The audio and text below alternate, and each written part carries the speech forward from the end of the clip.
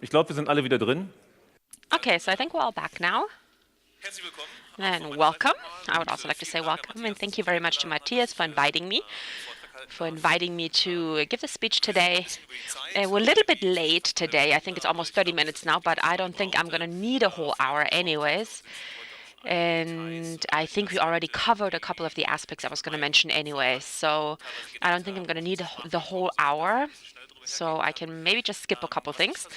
What I'm going to try to do is, first of all, to really put my finger in some of the wounds when it comes to installation, some things that we see as a partner maybe for customers, and then also maybe just a couple of concepts that need to be a little bit more clear, maybe just give you some background information, and also to make sure that you understand maybe where we could maybe pay more attention so that the safety of your own CheckMK installations is not in danger. So let's see.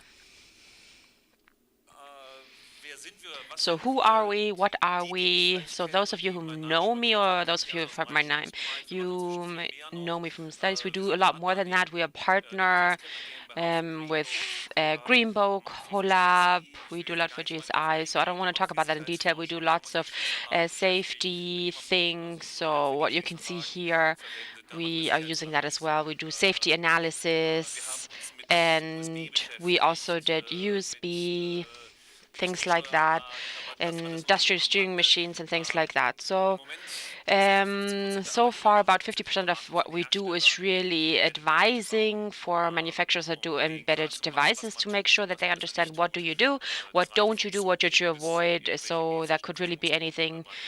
It could be fire alarms, things like that. So it could be anything, really. So we would like to talk about security today.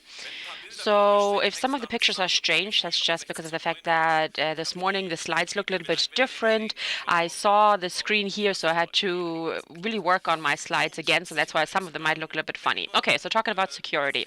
When we talk about security, so what's important? Well, it's important to really have a monitoring security parameters. So that's really important. So it makes sense to think about that. Okay, what could be monitored? And then also in addition to that, it's also true that maybe you should think about, okay, what kind of systems am I monitoring? So what you are actively monitoring, those are things that really are jewels. That's what's important in our company, in our network, and so on. So all the things that really need to stay intact. So what would be a catastrophe would be if, because of these systems and because of the monitoring process, that these systems are not as secure anymore. So if the monitoring process, for example, could really make it where they can be attacked easier, because we are installing an agent on the system, right? So you should really think about that as well. And that is something, yeah, that we need to consider. You have to think about, okay, what are you doing? We're going to talk about that in just a minute.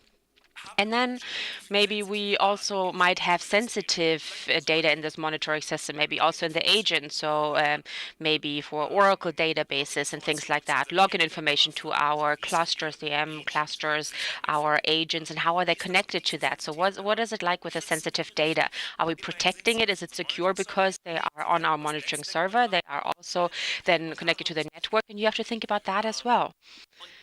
So of course, then also the monitoring itself. So it's not as important maybe as the systems that are being monitored, but still the monitoring service itself, of course, should also be secure. It should not be able to be attacked in any way, or it should not be able to be compromised. So because of that, that's very important. We're going to think about that today. So we're just going to look at some cornerstones here. So for those of you who are thinking that this could be something different, I'm going to apologize. That's the topic we're going to talk about. So maybe you can ask questions if you were expecting this to be different in the end. So what's sensitive data that we can monitor? Okay, so maybe all of you might have your own idea, but there are some things that I can think of.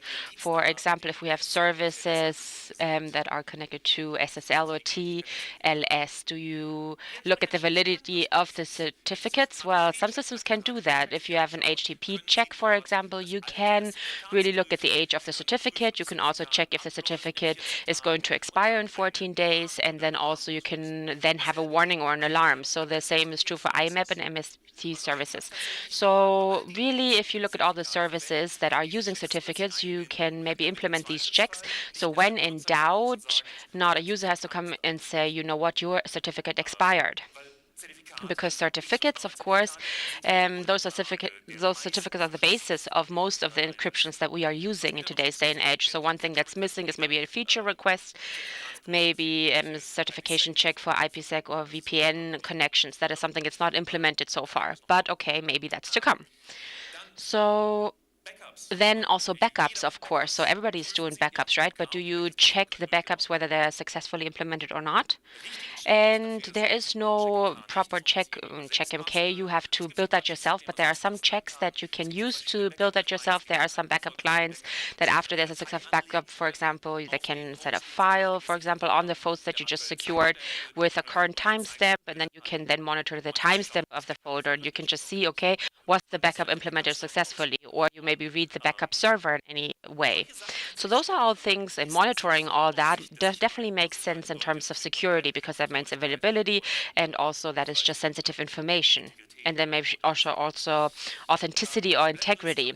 So blacklist is also another point. So it always depends on whether you have your own mail server or not, but we are doing that. And maybe think about it. Think about whether you're using a check. There's a classic active Nagios check. You can implement that, and that's checking whether the IP address of the mail server is one of the configured anti-spam blacklists.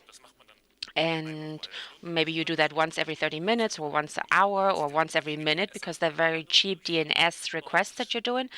And by doing that, you just relatively quickly get some feedback if something like that does happen.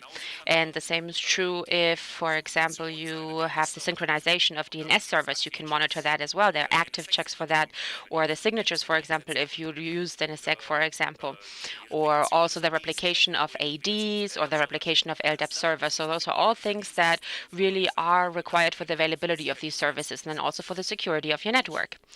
Okay, so let's finish that. That wasn't a lot I wanted to talk about. So now let's move over to our agents. So a main part, or what's really something I really like about the CheckMK system, that is something that really convinced me when I heard about it for the very first time. And that's why I switched to CheckMK and I went away from everything else that was available beforehand, NS Client++ or NSCA and things like that. The reason really was that these agents is a shell script and does not take any data from the outside. So you just request on XNAD, and you can not feed it any data from the outside. It's just working down its list, and that's it. And as the administrator of the server, I really have the decision-making power of what kind of data I'm getting. Nobody can say from the outside, you need to deliver more data. And that's a fantastic feature when it comes to security. And of course, the agent is clear text. You can, of course, be upset about that, or you can maybe have a different opinion about that. But we heard today that, of course, you can encrypt it as well. And of course, everybody can connect to the agent if the agent has sensitive data. Of course, this could be a problem as well. But there are some possibilities to realize that as well. But overall, I would say that the admin really has to manually install the agent, and then he has to check if the agent is running on the system, and then he has the decision-making power over the agent. He can comment it itself on Linux or Windows. I can say, okay, what kind of sections do I want, and that's perfect. So me being the administrator of the system, I know what my agent is delivering to the monitoring system. So in terms of security, that's really, really good. And also the possible things like for a plugin, for example, Oracle database, they're all locally configured on the system. That's very nice. Okay, so what can I do in order to make the agent more secure? Well, for SNMP, for example, we all know V1, V2 is clear text, and maybe, well, we can't do a lot. The data can be encrypted, of course, but what we can do, and something that maybe makes sense as well, is that whatever the agent is delivering, to really limit that with views. So you just have a view configuration on the device, and you can say, do not deliver that. You are only going to give us ports, but maybe not other information.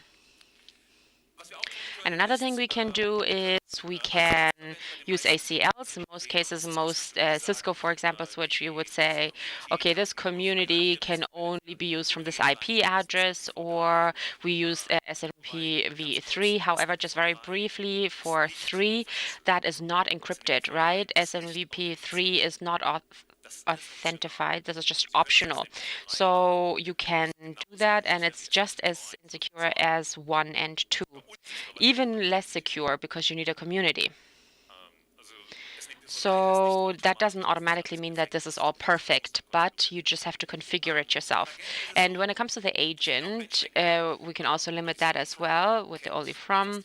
Almost everybody knows that. In the bakery, you can do that. And you can use the encryption. The screenshot is something we saw already today. So if you use the encryption, please think about the fact that maybe for each host or host group, you might need a separate key, or you should use a different key, because if you use one rule and use it for all the hosts, then each host is using the same key. So an attacker really only has to be able to access one host, and then that person has the key for all different information on other hosts, because they are only symmetric, of course. And also all this data, then if you have the WMP transport, for example, you can just falsify that as well, because the keys of the checkmk system, they are not replaced or anything like that. So they're just static symmetric keys. They're configured once, and they're just going to stay the same if you do not change them yourselves. So they're going to stay the same for the next 2 years. And of course, it's a very simple and a very fast and elegant solution to really transparently encrypt the data. So really, it's a very nice feature. I really do like it. But like I said, you should think about it, okay, individual keys for different hosts. Okay, the overhead is very, very small. So this is just a symmetrical IIS encryption that's happening here. So I think the biggest overhead on the Linux agent is the forking of OpenSSL that is happening in the background, where the encryption is taking place. So of course you can also use SSH on Linux, but in comparison, of course, this is producing a lot more load than what is happening right here with the embedded encryption. And in combination, the embedded encryption and the only from, I don't have a real authentication, but I have a lot of security. So in most cases, the data that is being transported is definitely not very sensitive anyways. So it's not login information or anything like that.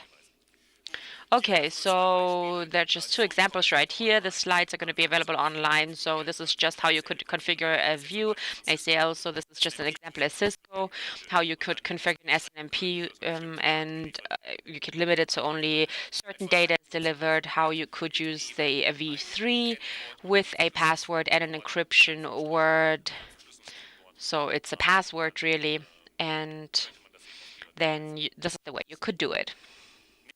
So it's not very complicated. It's relatively easy. What's important, though, is that you just do that for all your devices. You deploy that on all your devices, so you have the same standard on all your devices.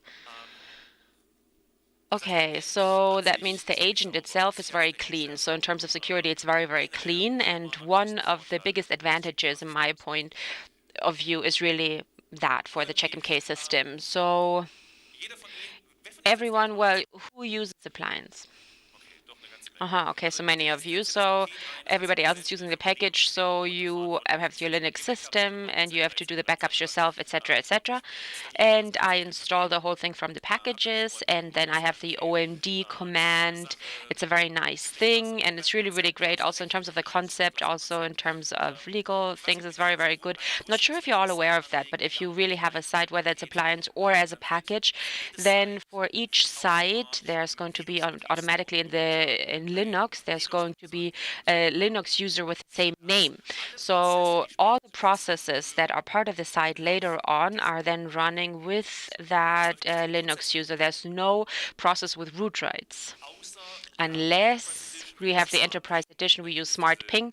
Then we have the ISIM standard receiver processes with root rights. So that's the only way to do it. But the site-specific processes, Apache and so on, all this is running with normal user rights. So of course this is very good. Also the sites are separated very well in terms of legal things, so it's very, very nicely done. And then you can also take it a step further and you can say, okay, the site user gets a password and a public key, and then they can sign in. And if you're just in charge of the site, that would be good, including update, starting, stopping the page, configuration of the site, and so on. So that means if I really have this mandate based monitoring system, and I need new sites for that. And really, all other users are only going to get the right of the unprivileged user. They don't need root rights. When it comes to appliance, they don't even need command rights. I mean, they have to be able to sign in, but that's it. Okay, so it's very, very nice. And multi-site Vato. So I have a feature request, to be honest, because the first one is a no-go from my point of view. So default passwords should not ever exist in today's day and age. So something that would be really great is if you really have a new site, you create a new site, you have a user OMD admin, and then you maybe have the option, well, I want them to ask me for a password, for example, and I'm responsible for making sure that I'm choosing a good one, or maybe it could be just be a password and it's not a default password, because default passwords are a really big problem in today's day and age. So everybody that has heard of botnets, you know that this was really just based on default logins. And there were some embedded devices worldwide online. They are connected, and they then found all the default passwords, and there really was no other security gap. Other than that, of course, you might also have to think about if you're using the package, of course, not for the appliance people, but if you're using the package, then you should think about if you have the OMD installed, then the whole access in the beginning is just HTTP clear text. And you should really think about that. You should think about encrypting it. You should really use HTTPS, because then you would have to configure it with Apache, of course, because that is really the one that is then taking on the connection from the outside. So you should really think about, okay, whether you have Debian, Ubuntu, or CentOS, Retro, Enterprise, Linux, or whatever. So regardless of what you're using, you should really use how you can do that. And you should really create the certificates. I'm going to talk about in then just a minute. And you should really try to make the access by really going away from HTTP, so that there are no passwords delivered in clear text. So talking about user management, it's very, very clear. Of course, separate admin accounts would be very, very good. And I'm not sure how many customers we have that are still working with OMD admin OMD. And they have 3 administrators that are all working with the same account. And you're laughing now, but those are very, very big clients as well. So they have licenses for 30 or 100,000 services, and they do need them. And the big installations, and some they have distributed monitoring where satellites are all over the world. Sometimes you can just think about, okay, who can access all of this? And who knows that this default password does exist, you know? And a very important point when it comes to LDAP connections, who uses the LDAP synchronization? So have you all SSL? Who doesn't have SSL on? Anybody? 1, okay. 2, 3, okay. So what's very, very important is LDAP is clear text, right? And it also gives you passwords in clear text. So first of all, if you synchronize with AD, then all of the account combination is synchronized in clear text via the network. So you just need to have Wireshark on, and you can see all different email addresses and account settings, account characteristics, and so on. And in addition to that, every time you sign in to the system, your password is then going to be delivered in clear text to AD, and they're checking the password. So LDAP does not encrypt unless you are using it over TLS. So I'm going to talk about that a little bit later on as well. So just the basic idea of SSL and TLS connections, and also what you should consider here. So, of course, it's a very important point. So whenever you have connections where you have passwords that are sent through, you should check the protocols and make sure if they have inherent encryption that are supported. Some of them can do that, or whether or not they really have the whole connection via SSL or TLS encryption. And they can do that, and I think sometimes you even have to configure it, I think, so that a clear connection is allowed. I think the latest Windows servers don't even allow that anymore. They don't allow clear text synchronization with LDAP interfaces. And for Open LDAP, maybe I might have to configure it. I might have to put a certificate in, but you should really consider that, because if you don't do that, your passwords are going to be delivered in clear text. And those are the same passwords that you're using for your Windows stations to sign in. And of course, you're really trying so hard with AD, and you have to make sure that all the passwords have to be changed every 30 hours, and then you're still sending it out via clear text, right? So that doesn't make any sense. So if you think that's a lot of work to really sniff those in clear text, that is very trivial, to be honest.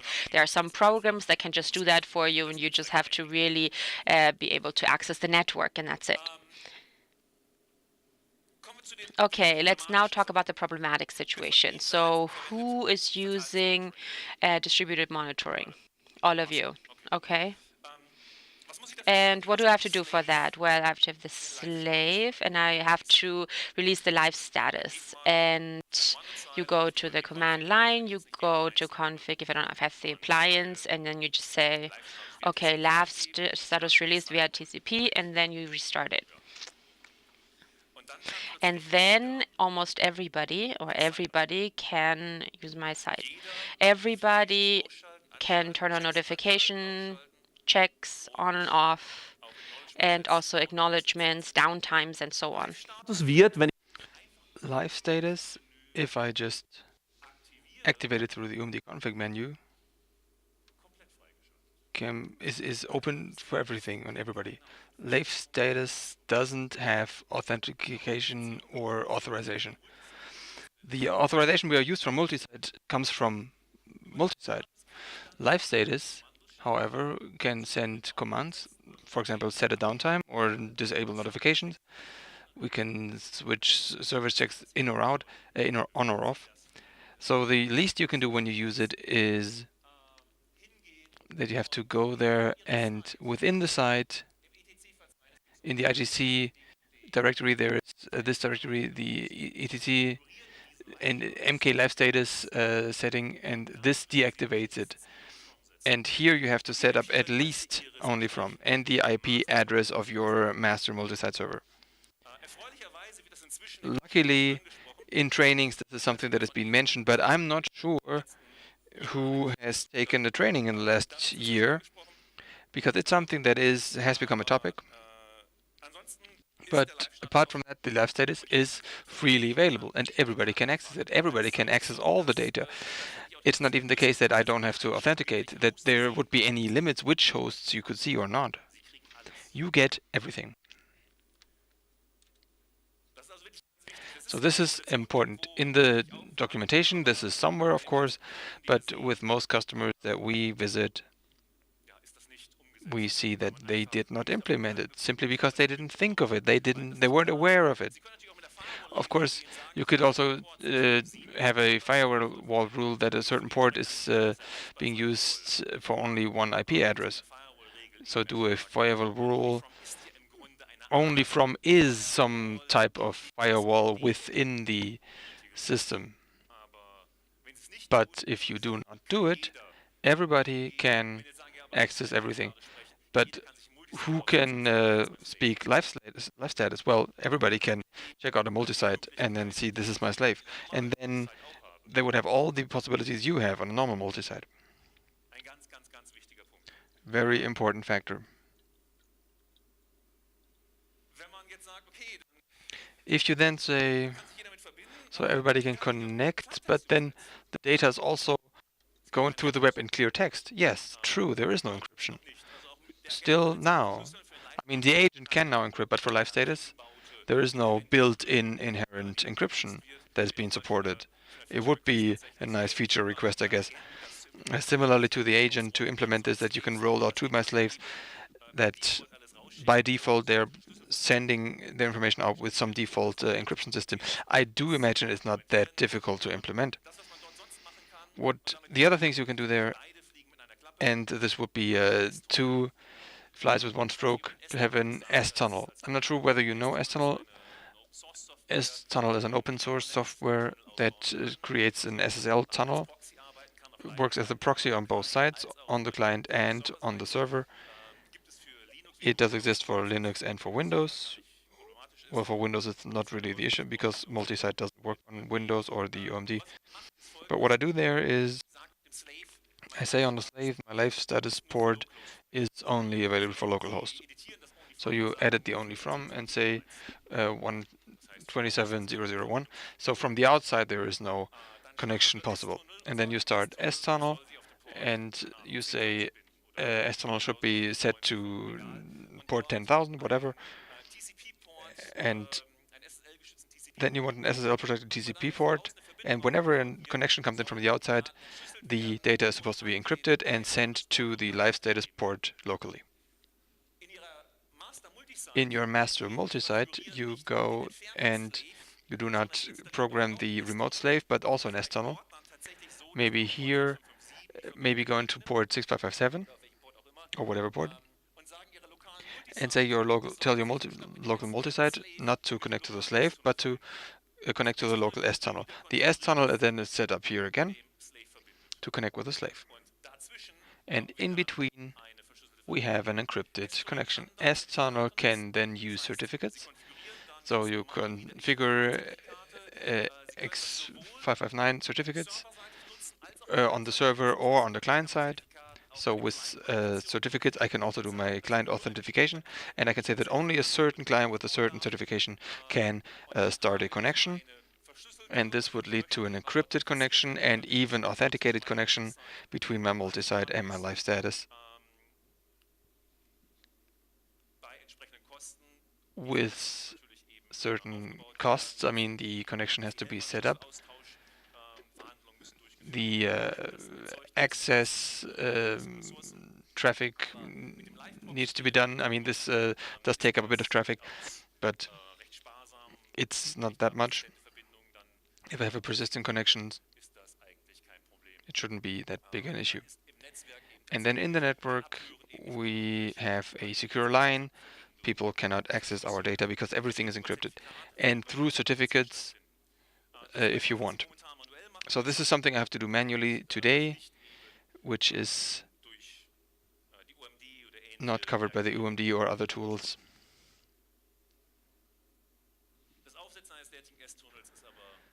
But setting up an S-tunnel, I mean, once you've done it, takes maybe 20-25 minutes. The configuration file has 4 lines, 1 line which says client here, and then import output, and 1 line. We don't have client, just import output, and 2 or 3 lines for the certificate, and that's it.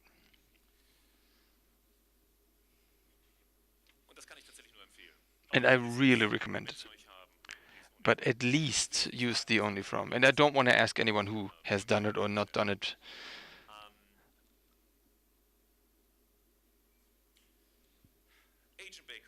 About the agent bakery. We've heard a lot about it. It's a great concept. I like it. The advantages of the agent bakery. My configuration is centrally saved somewhere. I do not have to think about how maybe a certain agent is configured on a certain host.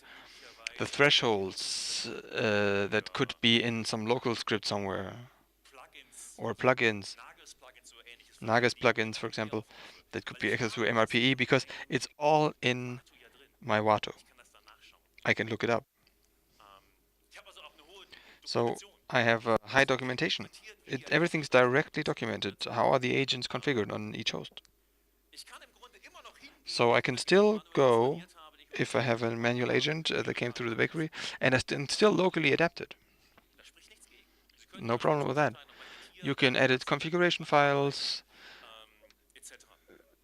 It's all good. And quite simply, I can have separate agents for each host, which in many cases is necessary. Maybe different hosts require different forms of surveillance or monitoring or different plugins. Just a separate configuration. The big disadvantage, I'm saving potentially sensitive data centrally. What could be potentially sensitive? I mean, if you have a MySQL data and you wanted to go into a certain database, you need to have the user in there with name and password, which means that the administrator working on the Wato needs to know this combination. And this is always the question. I mean, it depends on how big your company is.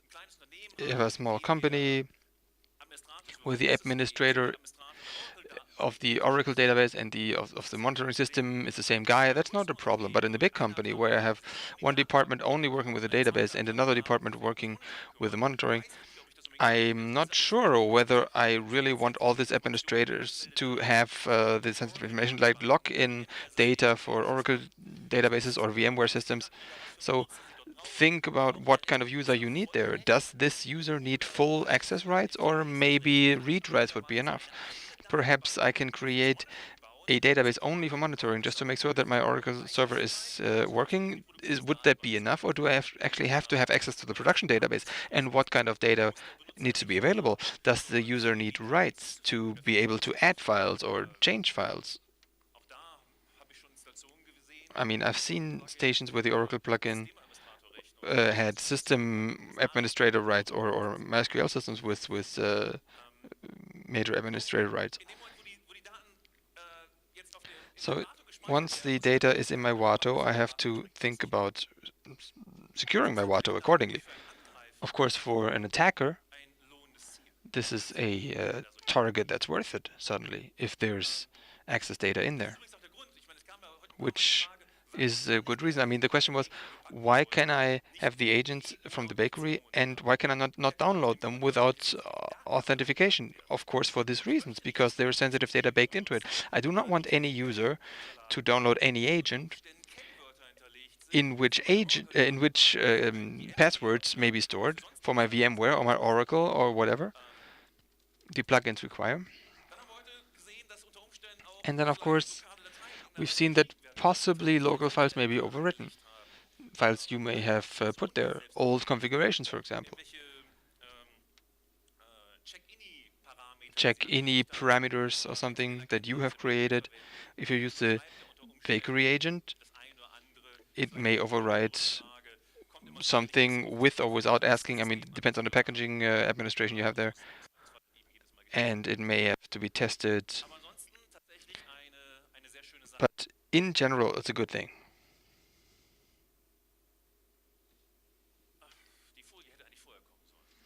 This foil should have happened sooner. Anyway, let's stick with the bakery and then I go to this. Automatic agent updates is also something we heard about today. And so I can do this quickly because you know what happens. So we have an RSA key in the background signing the update. We need the registration for which we need an administrative account. By the way, I didn't find the permission. Somebody mentioned the permission here. Anyway, they say there is a permission where I can see what agents can see, what it can do anything, but I didn't find the permission for registering, but maybe it's in the works. Somebody promised it.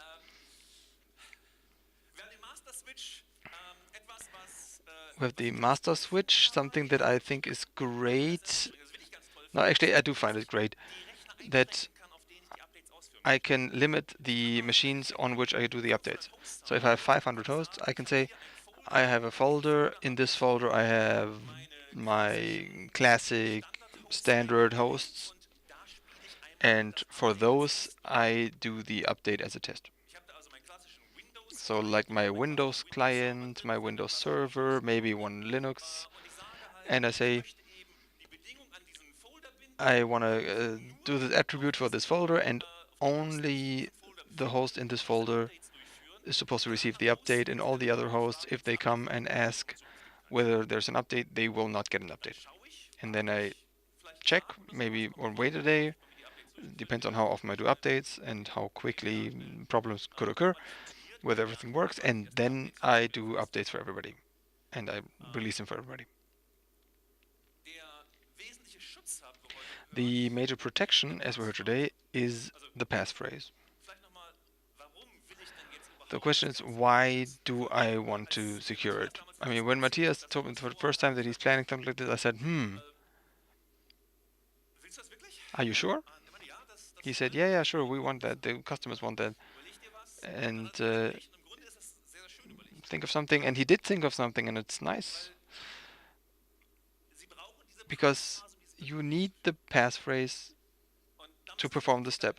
And you have to think about it. The passphrase should be secure. It shouldn't be test 1, 2, 3. Because what would it mean? In that, as soon as somebody knows your passphrase, he or she can modify agents and upload them to your system, like push them onto your system. And he decides what the agent can do. With these modified agents, I can do notify pushing, and I can do whatever I want.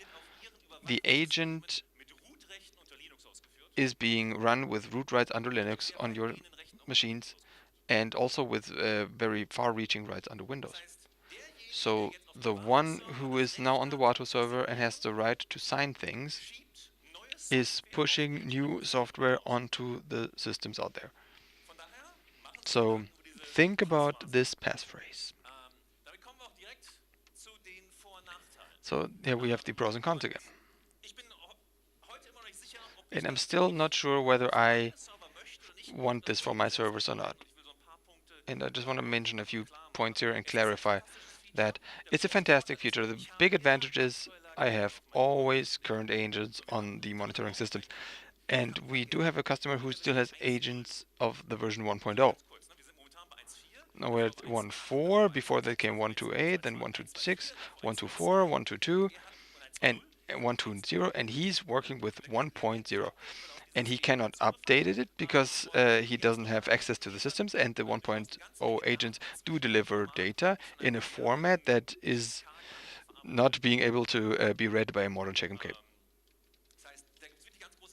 So this is a big issue.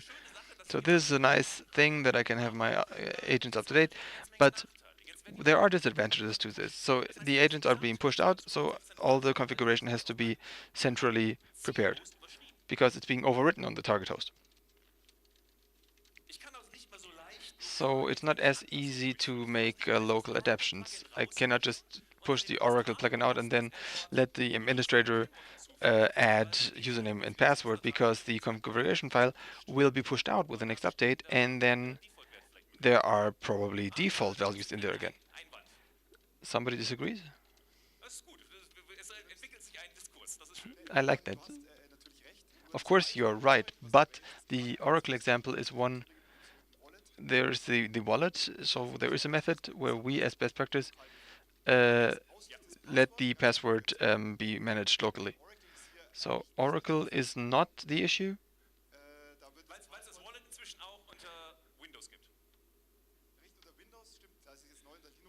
Well, it's not accessible through Windows, but under Linux,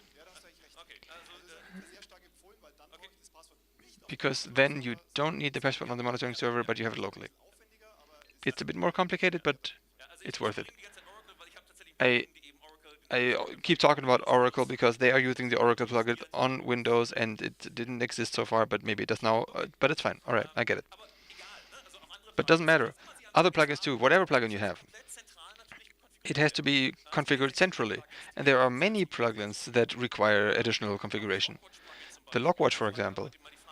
I mean, and people were asked who uses a classical MK Logwatch plugin, and if I'm under Linux and I want to look at files with standard commands, I mean, these are being pushed as well, and local adaptations are being overwritten. And that is the biggest question, whether you want this or not. The admin of the host to be monitored loses control completely. So the agent had the big advantage that the admin of the host had full control over what the agent does, and now the agent is being installed once, and then the admins of the host to be monitored loses control over it, because he can take a plugin out, for example, but it will come back with the next update.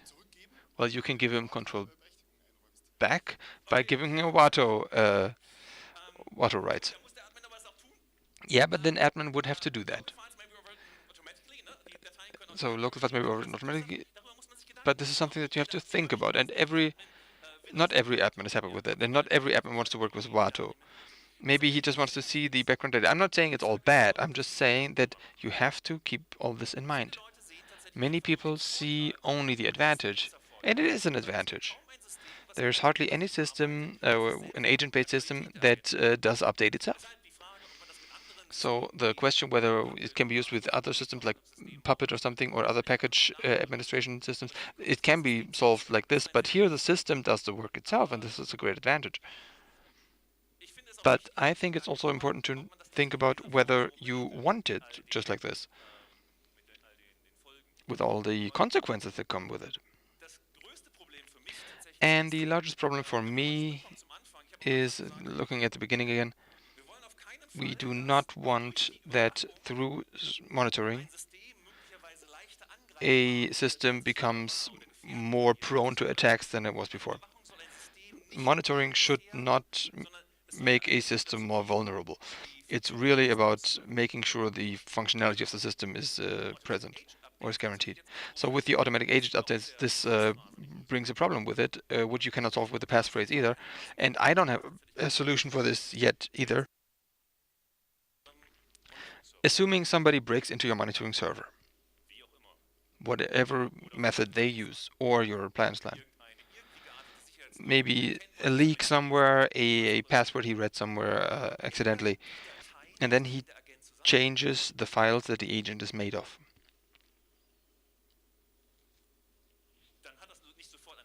Then this doesn't have an immediate result, but next time somebody says bake the agent and sign them, you will have compromised agents in which a backdoor may be included. And the agent then gets to your target system. And right now there is no way to check the authenticity of these files in a meaningful manner. Of course, you could sign every file, but it wouldn't help, because if I am in the system, I can also take the program that checks the signatures and modify that. So for this, there is no solution, and there's nothing Matthias could build. It's a inherent design problem of a matter like this. So now what I have to make sure is that the agent and the plugins of which the agent is comprised are authentic. The only thing would be to read it off a CD all the time. But then I just take the CD out and copy the files and then modify them and make them look like a CD. I mean, this is something that can still be done. You have to be aware of this. And if I were an attacker, and I know that there are automatic agent updates, then nothing else is interesting to me but only the monitoring service.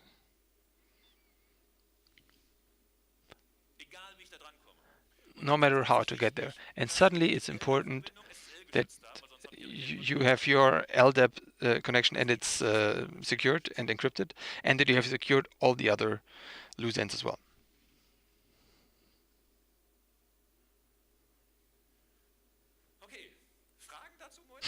Questions so far?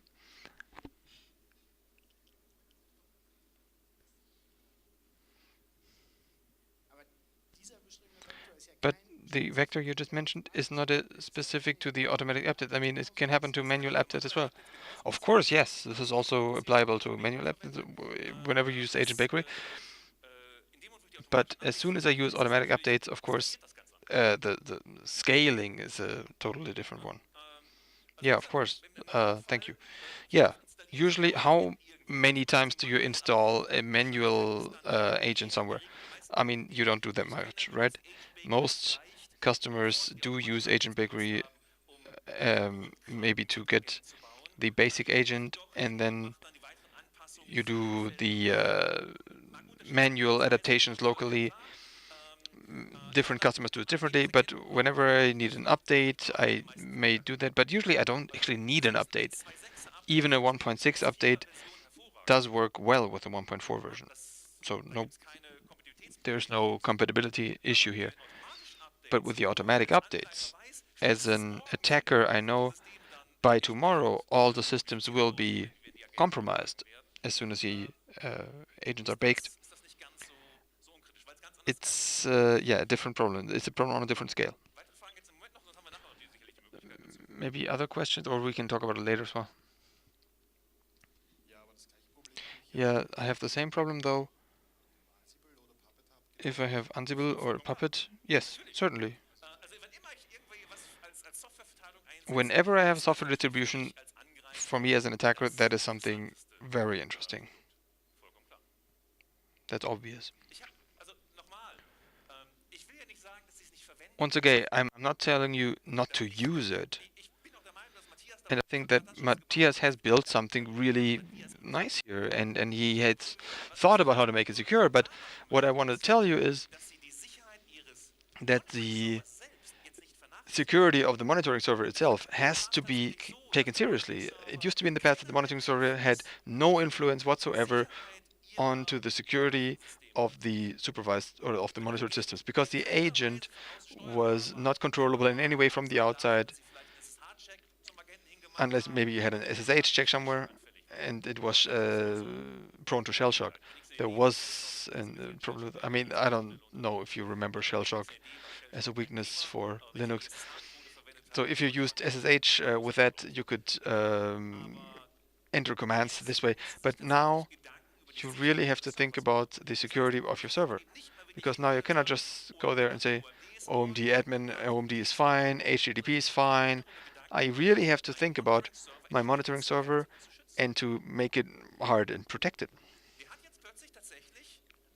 Suddenly this has implications for the security of the monitored systems, which in Ansible and Puppet, of course, is the same case. And I hope you are thinking about how to protect these systems as well. Just to make that clear. I'm not saying anything's bad here. I'm just trying to wake you up.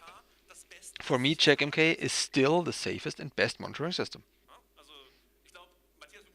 And I think Matthias would be quite angry at me if I were to get on stage here and say it's all bad. Well, Matthias agrees with everything he just said, especially the last sentence here.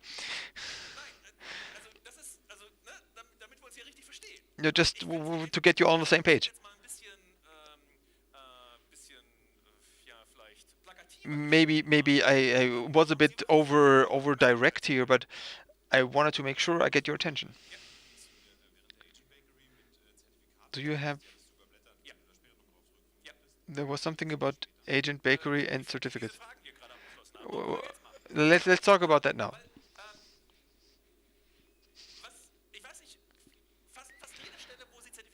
So almost in every instance you use certificates. For example, connection to the VMware agent, or for multi-site, or the water configuration. There's always little checks or checkboxes saying disable certificating. Who's not using those? 7. So I asked who is not using the little checkboxes. That means everybody else is disabling the certificate check. This is the question I asked. So maybe somebody misunderstood me, whatever. Don't do it. First of all, make sure you have valid certificates and use them. Whether they have to run out after a year, it's really up to you. Internally, I think 5 years or 10 years could be something. With VPNs, I let I ask people when do they retire, and then make the certificates go until then. But please use valid certificates that match the host name, certificates that are valid for a long enough time, and so on. Build your own certificate authority, probably. And then please do not disable certificate checking. To make sure it works, you have to take the CA you built and put it into the certificate memory of the system. CheckMK, please correct me if I'm wrong. For many requests internally, it uses Python or Perl. For the CAs we accept, we have a configuration options in Wato too. With the agent, but with Wato you don't. And this is where the store of the operating system is used. So please take a look where the store of the OS is. Usually it's something like etc SSL, somewhere in the etc. All the libraries access that, curl and so on, to check the certificates, and then put your certificate authority there. Usually it's not enough to just put the file in there. Sometimes you have to open a command, creates a few hashes, a few links. So in the documentation of your OS, read up how to do it. I'm not sure how appliance does it, whether there's an option to import certificates, but use it, because otherwise the connections are encrypted, but you don't know with whom. And this allows for man-in-the-middle attacks.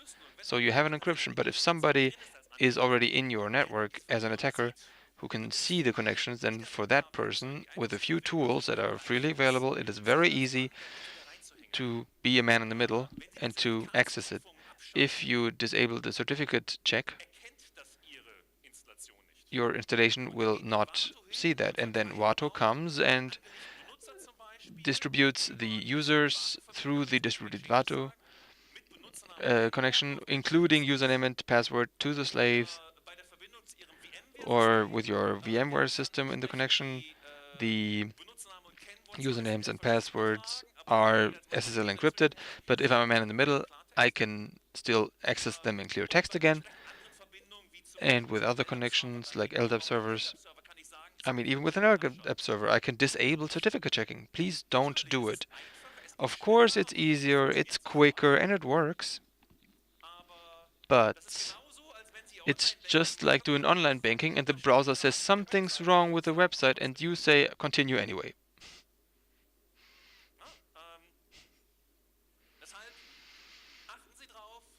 So please make sure that wherever you are, use SSL and TSL. Also use useful certificates that can be checked, that have a host name, a proper host name, that have validity that goes long enough. Implement some kind of process that you are being reminded that your certificates are running out, or look at them with your monitoring system so that you get a notification when they run out, because otherwise the data that's being transmitted is not safe.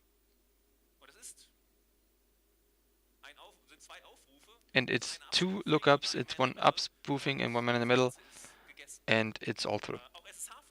SSH also. Please think about that the host keys are being checked when you make or create a SSH connection. There are SSH man in the middle tools. If you always say yes, accept the key from the remote host, then again, username and password are transmitted in clear text.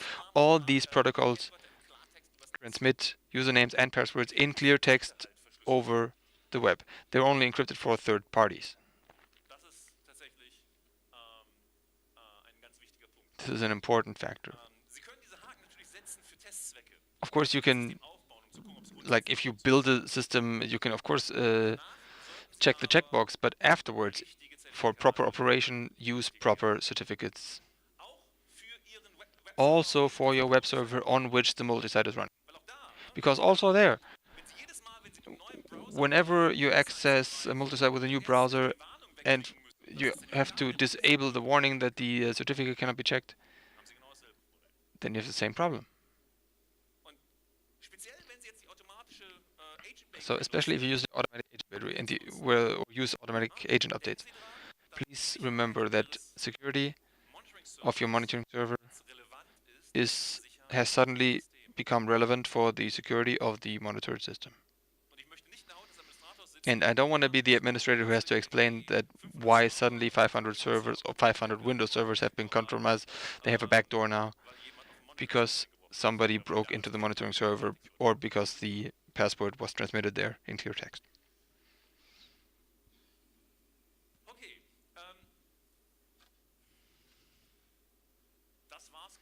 I think that's what I had to say here. I hope that the context with the certificates was clear anyway, although the slide was in the wrong spot. But as a small recap, basically you can use CheckMK to look at security parameters, like certificates. So if you use them, also make sure that the certificate's valid. And then think about that the system you're looking at or that you're monitoring should not be compromised. And now with the agent bakery and the agent updates, monitoring itself becomes more important security-wise. So please keep that in mind, that your monitoring servers should not be treated like a stepchild anymore. So something that runs on the side and some student once started it and now it's running and we have notifications and but nobody really looks at it or cares about it. It won't be the case with you guys, otherwise you wouldn't be here today. But many customers do it like this. Please keep that in mind. This is all I had to say. I hope that I could reach some people in here, maybe look at a few openings that have, or a few security voids that have just come up. And thank you for your attention.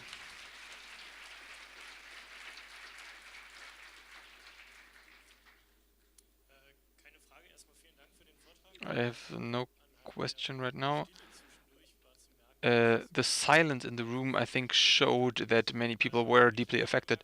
A little thing about CA certificates and the OS systems.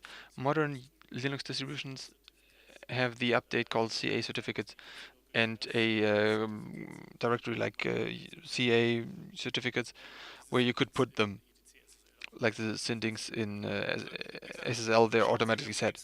Yes, please take a look at your OS. It has been unified in the current systems, but take a look at what you have and read up on what to do with it.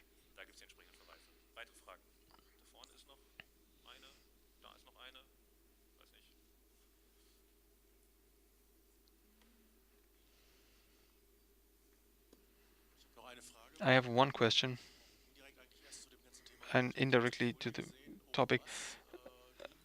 I saw something about Greenbone security. Did you think about like to get? Are you thinking about a plugin to enable monitoring and security? Yes, it's an active Nagios plugin that can log into the Greenbone and then get or evaluate the status from the last scan, former host. For example, I can say how many critical or half critical weaknesses were found, and then this is shown. It is something that was developed by Greenbone originally for Centrion, but I mean it's compatible to Nagios for the University of Dresden, and they integrated it into their help desk. It's free for download.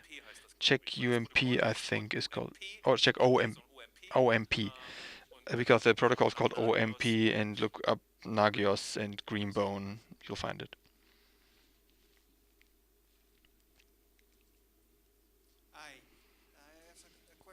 In der Agent Bakery. In der Agent Bakery gibt es eine Option, die heißt Run Agent as Non-Root User. Ist das eine Sicherheitsmaßnahme? Denn wenn dann ein fehlerhafter Code in Linux drin ist, kann der nicht als Root ausgeführt werden. Gibt es da eine Best Practice? Das stimmt. Man kann den Linux Agent nicht als Root ausführen auch, man bekommt aber nicht alle Informationen. Man bekommt nur Teile der Informationen. Ich weiß nicht, ob es da wirklich eine Best Practice gibt. Wahrscheinlich nicht. Grundsätzlich hängt es davon ab, wie die Firma damit umgeht, ob man extern Code zulässt oder also als Root, ob man das externe Daten als Root oder nicht ausführt oder ob dann Informationen fehlen. Aber es funktioniert eigentlich wie es soll.